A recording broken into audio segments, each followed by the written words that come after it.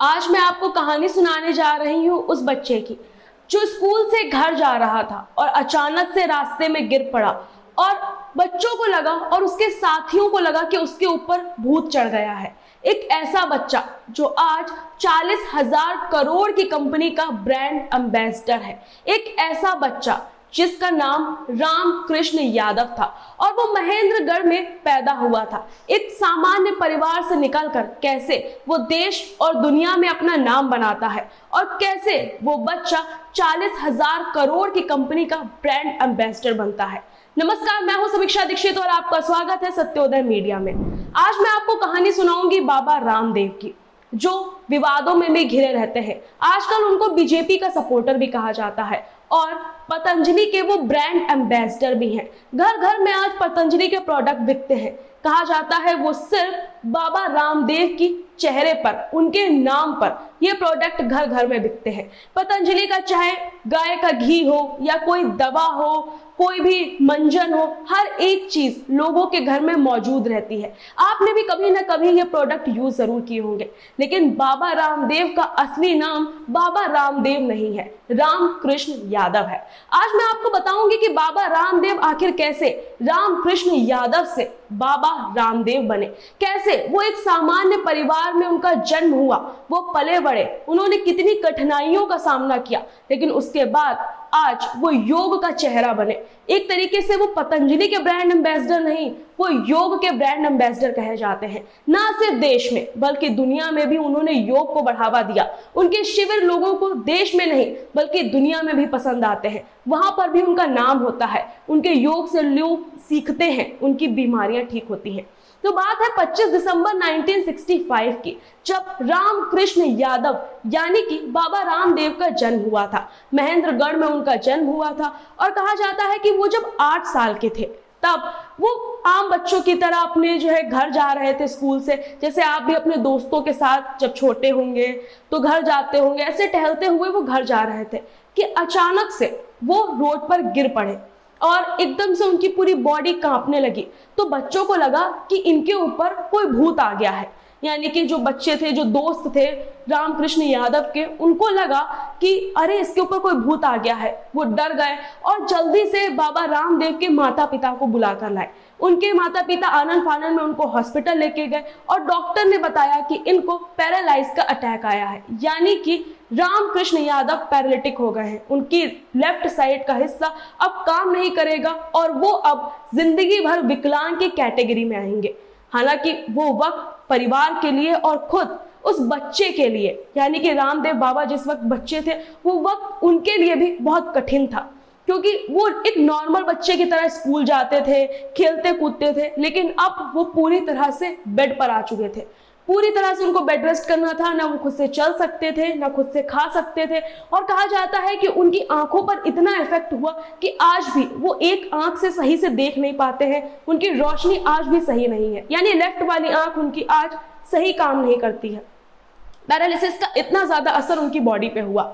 खैर, बाबा रामदेव पर यह असर पड़ा, वो उनका स्कूल छूट गया। कहा जाता है कि इसके बाद उन्होंने गुरुकुल जाने का फैसला किया, लेकिन गुरुकुल जाने के फैसले से लेकर और जब तक वो बेड रेस्ट पे थे उसके बीच में कई सारी चीजें हुई बाबा रामदेव के साथ। बाबा रामदेव कहते हैं कि उस वक्त किताबें पढ़ा करते थे, क्योंकि टीवी का इतना क्रेज नहीं था, ना तो मोबाइल था और खेलने वो जा नहीं सकते थे, तो इसलिए वो ज्यादा से ज्यादा किताबें पढ़ा करते थे। उन्होंने धीरे धीरे जब किताबें पढ़ना शुरू की, पहले उन्होंने कहानियां पढ़ी और हॉरर स्टोरीज पढ़ी, लव स्टोरीज पढ़ी, लेकिन उसके बाद उन्होंने योग की किताब पढ़ना शुरू किया, जिसमें उन्होंने अनुलोम विलोम के बारे में पढ़ा और कहते हैं कि यही योग की किताबें पढ़कर और यही सारी चीज़ों को अपने मन में रखकर उन्होंने धीरे धीरे बेड से उठने की कोशिश की। उन्होंने धीरे धीरे योग करना शुरू किया, जिसकी वजह से मेडिसिन तो वो ले ही रहे थे, लेकिन साथ में उन्होंने योग करना शुरू किया और वो चलने लगे। जब वो चलने लगे योग के सहारे और थोड़ा बहुत ठीक हो गए, तो कहते हैं कि 25 साल की उम्र में वो गुरुकुल चले गए। कुछ वक्त वो गुरुकुल में भी रहे, लेकिन वहां पर भी उनका मन नहीं लगा। उनको जो चाहिए था वो गुरुकुल में भी नहीं मिल पा रहा था। कहते हैं इसके बाद बाबा रामदेव यमुनोत्री चले गए। वहां पर उन्होंने योग किया, वहां पर उन्होंने साधना की, ध्यान लगाया और वहीं पर उनकी मुलाकात आचार्य बालकृष्ण से हुई। कहते हैं उस वक्त के बाद से आज तक बाबा रामदेव और आचार्य बालकृष्ण एक अच्छे दोस्त बन गए, दोनों एक साथ रहने लगे। बाबा रामदेव की रुचि योग की तरफ बढ़ रही थी, तो वहीं आचार्य बालकृष्ण की रुचि आयुर्वेद में बढ़ रही थी। वो औषधियों के बारे में जानना चाहते थे, पढ़ना चाहते थे कि इसके जरिए कैसे लोगों को ठीक किया जा सकता है, कैसे लोग कम से कम मेडिसिन लें और इन्हीं चीजों के सहारे वो अपनी लाइफ को, अपना लाइफ स्पैन बढ़ा सके और इन्हीं के सहारे अपनी जिंदगी वो व्यतीत करें। तो इसके बाद बाबा रामदेव योग करते हैं जो है वहां पर, और उसके बाद वो वापस हरिद्वार आ जाते हैं। कहते हैं हरिद्वार में उनके छोटे छोटे योग शिविर चलने लगे। इसके बाद एक कारोबारी की नजर बाबा रामदेव पे पड़ती है। वो कारोबारी बाबा रामदेव के जो योगा वो सिखाते थे वो करने लगे और थोड़ा बहुत उनकी डेली लाइफ पर उसका इफेक्ट दिखने लगा। जैसे वो समय से खाते थे, उनका डाइजेशन सही रहता था, ब्लड प्रेशर उनका जो बढ़ जाता था अब वो भी योग से कंट्रोल रहने लगा। तो उस हीरा व्यापारी ने बाबा रामदेव का शिविर गुजरात में लगवाया, क्योंकि वो व्यापारी गुजरात का रहने वाला था और हरिद्वार किसी काम से आया था, तो वहीं पर उसने बाबा रामदेव का वो अटेंड किया था, जो उनका सेशन चलता था, योगा सेशन। उसके बाद बाबा रामदेव गुजरात गए, वहां पर उनका सेशन ऑर्गेनाइज किया गया। वो भी ज्यादा लोग नहीं आते थे वहां पर। कहा जाता है कि उस वक्त 100 लोग, कम से कम ज्यादा से ज्यादा 100 लोग आए होंगे और कम से कम 50-60 लोग। बहुत छोटा शिविर चलता था उस वक्त बाबा रामदेव का। तो ऐसे ही करते करते जब लोगों ने देखना शुरू किया कि हाँ, योग से उनकी बॉडी पर इफेक्ट पड़ रहा है, शुगर बीपी जैसी चीजें उनकी कंट्रोल रहने लग रही हैं, तब बाबा रामदेव लाइमलाइट में आए। वक्त था वही 2001 का, जिस वक्त कहा जाता है कि बाबरी मस्जिद का किस्सा चल रहा था और उस वक्त कई धार्मिक चैनल भी टीवी पर लॉन्च हो रहे थे और उस वक्त टीवी का क्रेज भी लोगों में बढ़ रहा था। नए नए चैनल आ रहे थे स्पोर्ट्स से रिलेटेड, धर्म से रिलेटेड। तो उस वक्त कहते हैं कि संस्कार टीवी करके एक चैनल आया था और आस्था टीवी करके एक चैनल आया था, जिसमें बाबा रामदेव अब उनका योग वो जो है प्रसारित होने लगा।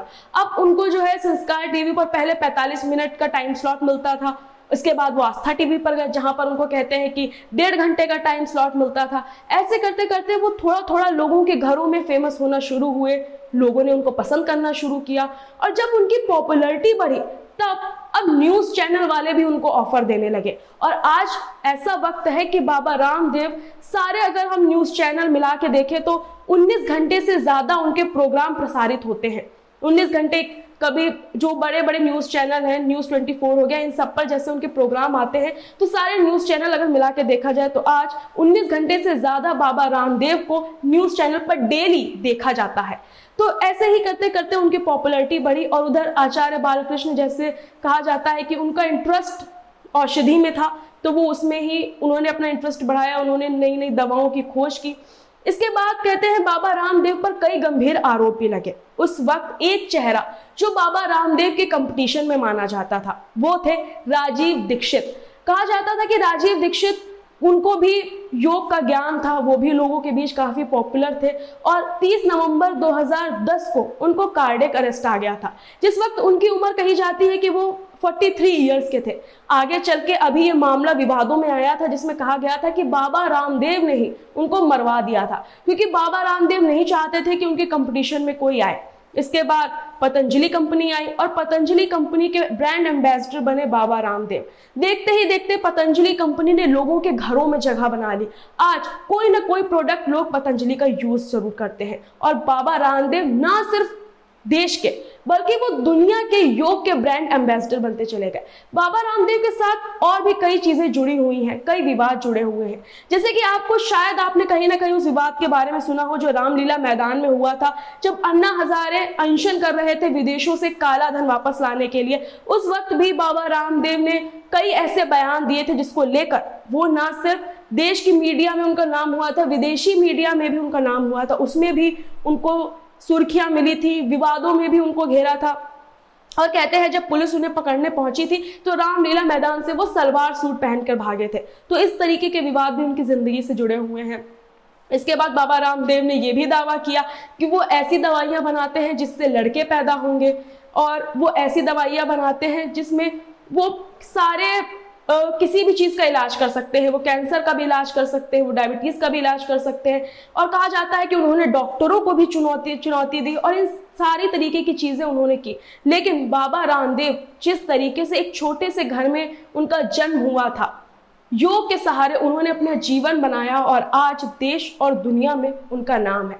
एक वक्त कहा जाता है ऐसा था कि जब उनके जो गुरु थे वो उनसे कहते थे कि, जैसा मैंने आपको बताया कि उनका नाम रामकृष्ण यादव था, तो उनके गुरु उनसे पूछते थे या तो राम आप अपना नाम रखिए या तो फिर कृष्ण।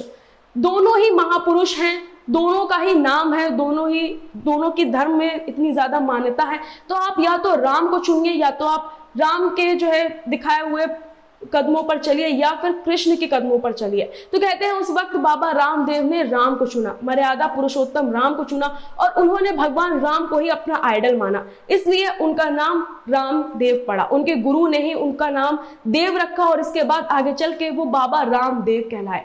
आज भी उनके प्रोडक्ट यूज किए जाते हैं, उनका नाम होता है और इस तरीके से वो बन जाते हैं योग के ब्रांड एम्बेसडर। आपको बाबा रामदेव की ये कहानी कैसी लगी हमें कमेंट करके जरूर बताइएगा। साथ ही ऐसी और भी दिलचस्प कहानियां हम आपके लिए लेकर आते रहेंगे।